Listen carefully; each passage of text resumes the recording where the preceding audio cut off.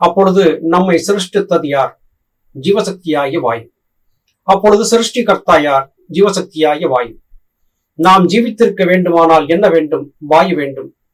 அப்பொழுது நம்மில் ஸ்திதி செய்வது யார்? வாயு. ஒருவன் இறந்த போது அதில் என்ன இல்லாமல் ஆயிற்று? வாயு. அப்போது சம்ஹாரம் செய்வது யார்? வாயு. அப்பொழுது சிருஷ்டி ஸ்திதி சம்ஹாரம் செய்கின்றது யார்? ஜீவசக்தியாகிய வாயு என்றே நிச்சயமாகிறது.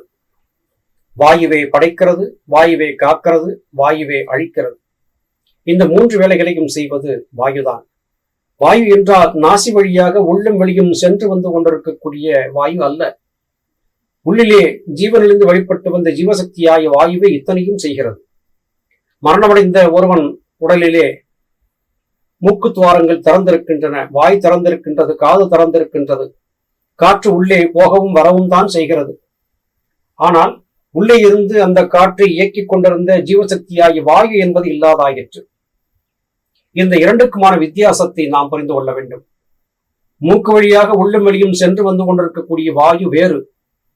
உள்ளே இருந்து இந்த காற்றை உள்ளே இழுக்கவும் வெளியே விடவும் ஆகிய காரியத்தை செய்து கொண்டிருந்த வாயு வேறு. உள்ளேயே தங்கியிருந்த வாயுவுக்குத்தான் பிராணவாயு. அதுதான் ஜீவசக்தியாகிய வாயு. உள்ளும் வெளியும் சென்று வந்து கொண்டிருந்த காற்றுக்கு அபான காற்று என்ற பெயர். இதை பகவான் கிருஷ்ணர் கீதையிலேயும் சொல்லியிருக்கிறார். பிராண அபானங்களை ஒன்றாக இணைத்து ஒருவன் யோக பயிற்சி செய்கிறான் என்றெல்லாம் பகவான் கிருஷ்ணரும் சொல்லியிருந்தார். மகான்கள் எல்லாவற்றையும் துல்லியமாக அறிந்திருந்தார்கள். அப்படி பார்க்கிற போது இந்த உடலிலே இருந்து சிருஷ்டி உருவாவதற்கு காற்றே காரணமாகிறது. அதாவது ஜீவசக்தியாகி வாயுவே காரணமாகிறது. நிலைத்திருப்பதற்கு ஜீவசக்தியாகி வாயுவே காரணம். அது அழிவதற்கும் ஜீவசக்தியாகி வாயுவே காரணமாகிறது. இப்ப இந்த மூன்றையும் செய்வது, படைத்தல், காத்தல், அழித்தல் ஆகிய மூன்று காரியங்களையும் செய்வது ஜீவசக்தியாகி வாயுதான் என்பது தெளிவாகிறது.